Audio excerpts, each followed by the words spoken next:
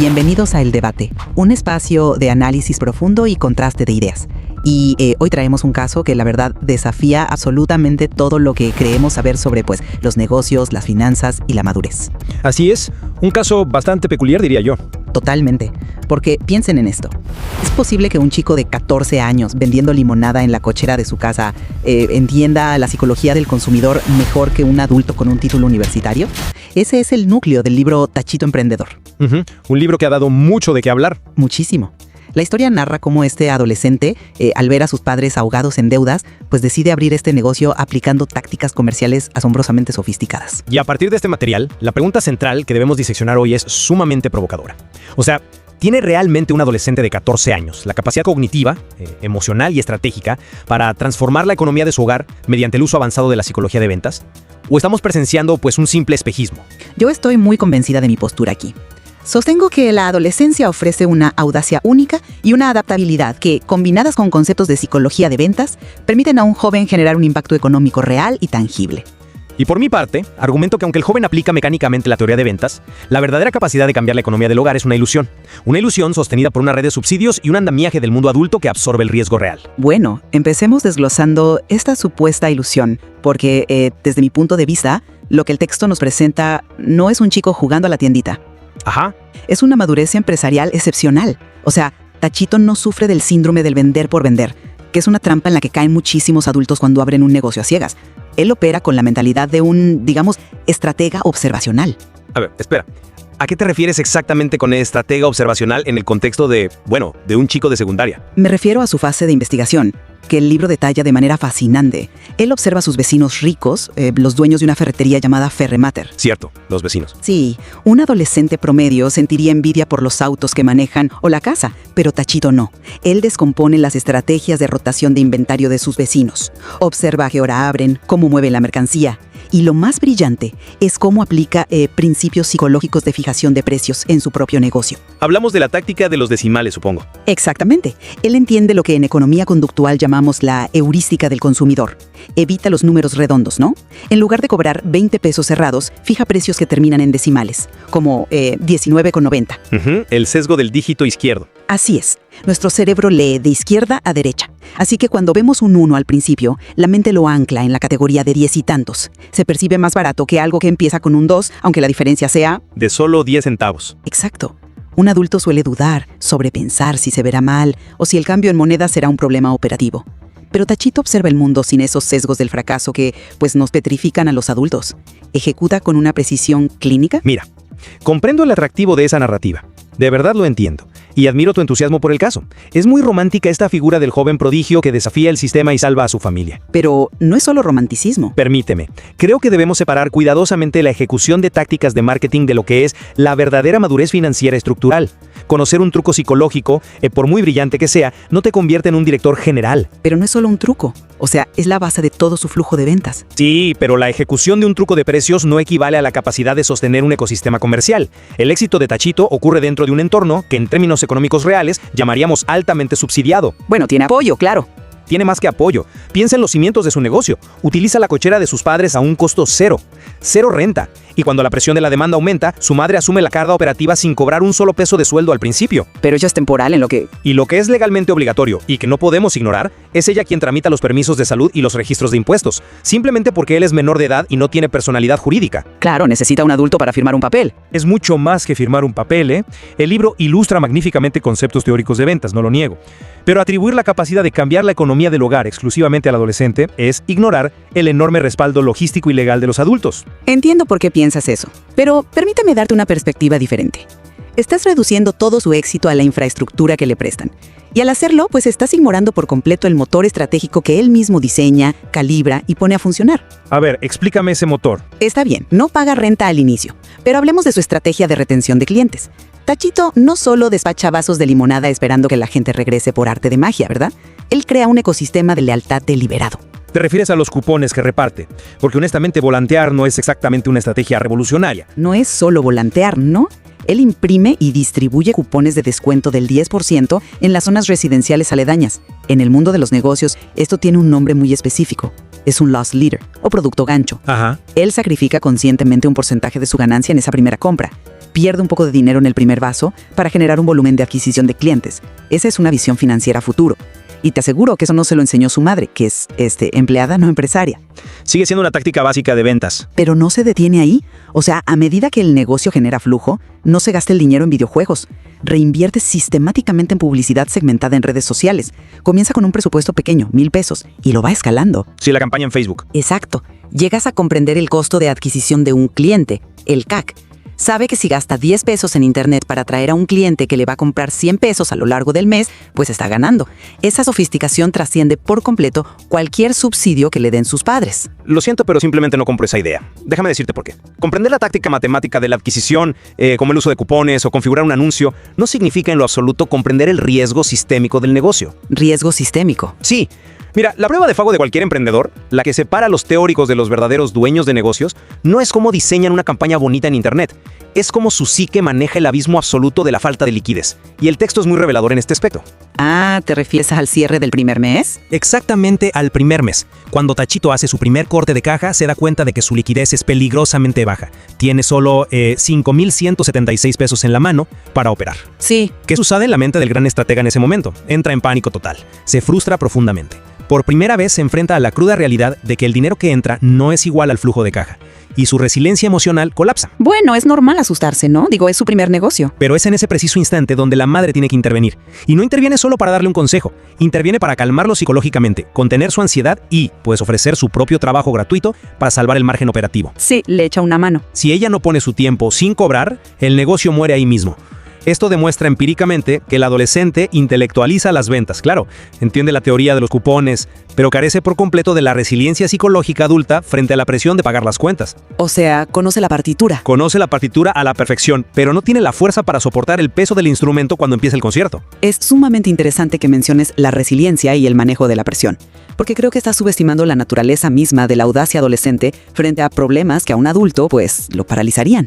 Me gustaría proponer una analogía para explicar esto. La mente de este adolescente funciona exactamente como la de un hacker informático, pero dentro del sistema comercial. A ver, explícame eso. ¿Cómo que un hacker? Piensen cómo opera un hacker. Un adulto normal, en nuestra analogía, ve un sistema y ve las reglas, ve los muros, las regulaciones, así es como siempre se han hecho los negocios. Claro, el marco legal. Exacto. Pero el adolescente no tiene internalizados esos muros tradicionales. Al no ver la pared, busca la puerta trasera. Encuentra atajos y vectores de oportunidad brillantes. Veamos el ejemplo más claro del libro, el incidente con el empresario papelero. Ah, cuando intentan quitarle la cochera. Así es. Este señor, un empresario hecho y derecho, necesita un local de almacenamiento y ve la cochera de los padres de Tachito. Se acerca e intenta rentarla. Cualquier adulto inexperto o unos padres asfixiados por las deudas habrían cedido el espacio inmediatamente por el dinero seguro. O se habrían dejado intimidar, sí. Totalmente. ¿Y qué hace Pachito? No solo rechaza ceder el espacio físico de su naciente negocio de limonadas. Él detecta una simetría de información en el mercado. Una oportunidad de intermediación. Exacto, arbitraje puro.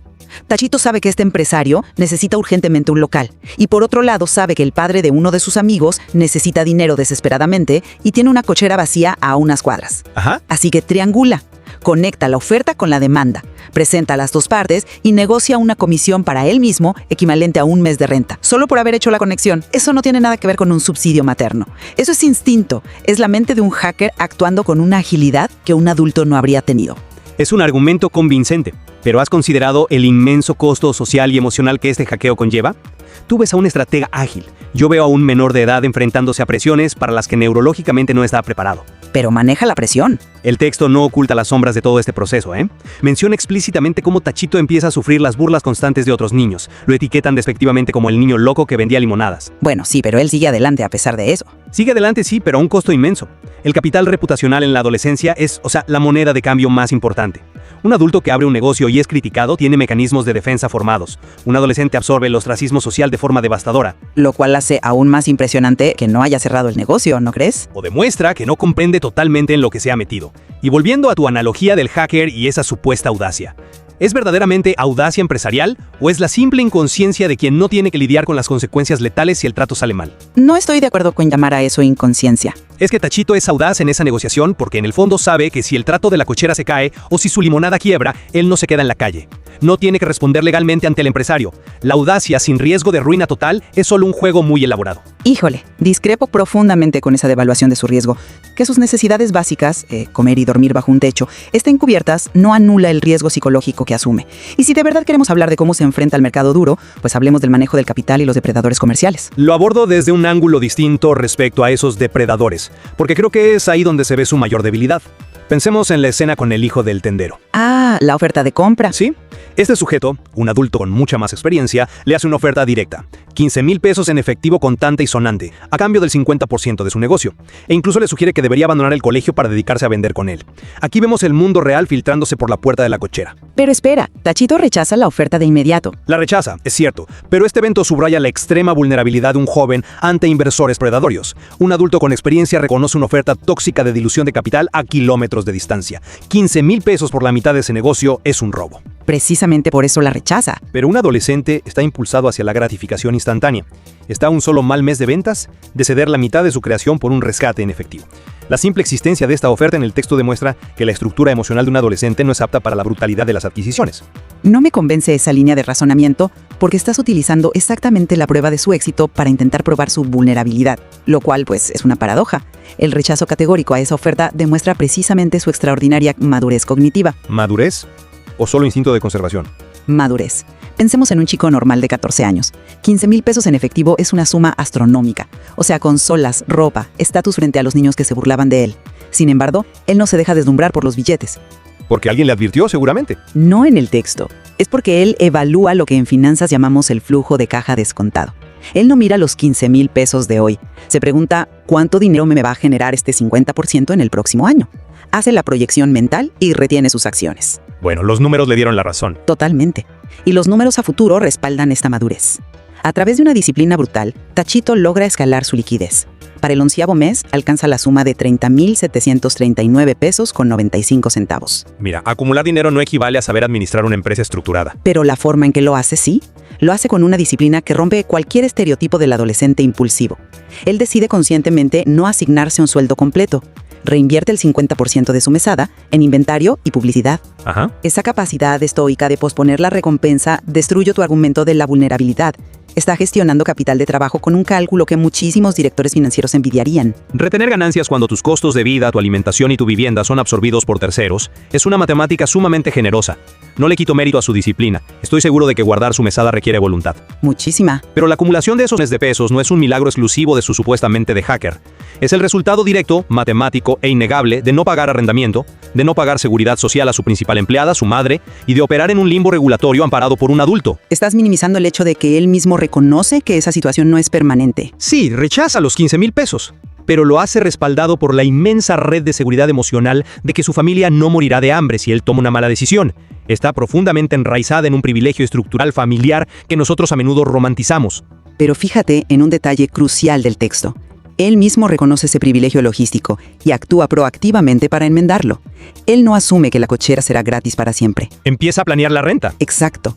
Establece un plan de pagos a futuro para empezar a cubrir una cuota de renta a sus padres. Calcula exactamente cuántas limonadas necesita vender para que los números cuadren, llevando su umbral de supervivencia a necesitar casi 25,000 pesos mensuales solo para mantenerse a flote. Es la prueba definitiva de que no vive en una fantasía subsidiada. Proyectar un gasto fijo en un Excel es un excelente ejercicio para un proyecto escolar. Pero la economía real ocurre cuando el proveedor de garrafones sube el precio un 15% de golpe.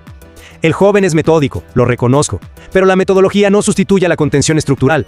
Toda la audacia de Tachito orbita alrededor de un sol gravitacional inmenso, que es la estructura adulta que lo soporta. Creo que con esto hemos llegado al núcleo de nuestro análisis. Al sintetizar lo que el texto nos muestra, me reafirmo en mi posición original. Este libro evidencia de manera contundente cómo las nuevas generaciones están equipadas con un arsenal que nosotros no teníamos. La tecnología. Sí, armados con tecnología y psicología de consumo, estos jóvenes pueden absolutamente romper el estancamiento financiero de una familia. Tachito salva a los suyos pensando y actuando como un estratega comercial de primer nivel, demostrando que la edad es verdaderamente solo un número cuando dominas las ventas. Y mi síntesis se mantiene firmemente anclada en la estructura y la realidad material. Si bien el manejo de la psicología de precios y el arbitraje son dignos de estudio, la verdadera lección es otra. Este éxito juvenil es absolutamente inseparable de la caridad intelectual y el escudo legal fundamental del núcleo familiar. Claro. La capacidad técnica de un joven de 14 años es brillante, ¿sí? Pero bajo ninguna circunstancia reemplaza la red de contención adulta. Sin la madre absorbiendo el choque inicial, todo el talento natural de Tachito habría colapsado irremediablemente. Es fascinante cómo un mismo material puede desgranarse en perspectivas tan diametralmente opuestas, ¿verdad? Creo que reflexionar sobre este debate enriquece enormemente nuestra comprensión de los negocios familiares.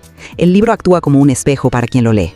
Totalmente de acuerdo. Ya sea que uno lo lea celebrando la precocidad del cerebro adolescente o que lo lea cuestionando severamente las excusas estructurales de los adultos, hay profundas capas que aún quedan por explorar en estas páginas. Así es. Quizás la genialidad no resida en si está operando un pequeño puesto o construyendo un imperio. Tal vez la revelación es que la audacia inexperta nos obliga a los adultos a replantearnos nuestros propios cimientos financieros. Queda entonces la pregunta flotando en el aire para quien nos escucha hoy. ¿Dónde termina exactamente el simulacro del juego infantil y dónde empieza el concreto implacable del mercado real? Una pregunta que dejaremos que cada uno responda desde su propia trinchera y con su propia perspectiva. Agradecemos su compañía en este análisis riguroso de hoy. Hasta la próxima.